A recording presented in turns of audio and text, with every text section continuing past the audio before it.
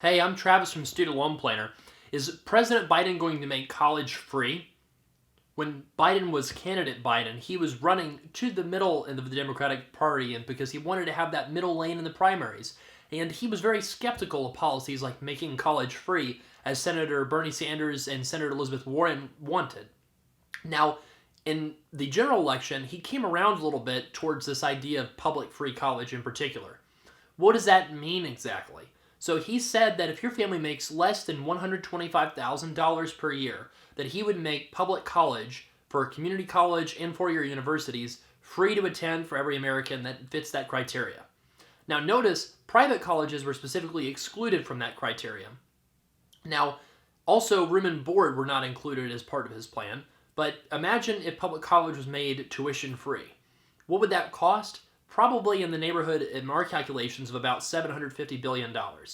President Biden's own team said that the cost would be hundreds of billions of dollars. The only question is exactly how would schools respond to free college if they weren't capped or limited in what they could charge? Obviously, they would probably try to increase costs. Now, is this actually going to happen? Are you actually going to not have to pay anymore for college under President Biden? There's a couple big roadblocks to this. Any new program like this would absolutely require congressional approval. And regardless of what happens in the next couple of years, we know that the Senate is not going to be a paragon of progressive legislation, simply because the results of the 2020 election did not produce the blue wave that some expected. Now, what does that mean?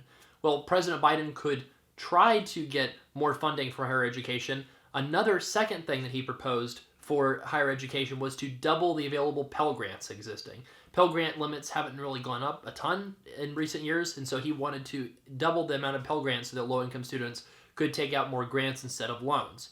And finally, one thing that President Biden wants to do third is he wants to eliminate all student debt from public colleges and universities for people that would qualify.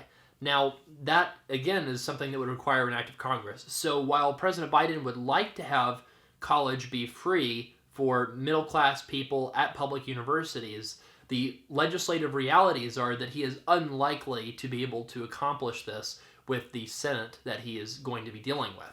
So what does that mean for what President Biden might do for student loans? We think that he's going to potentially attempt student loan cancellation at some point.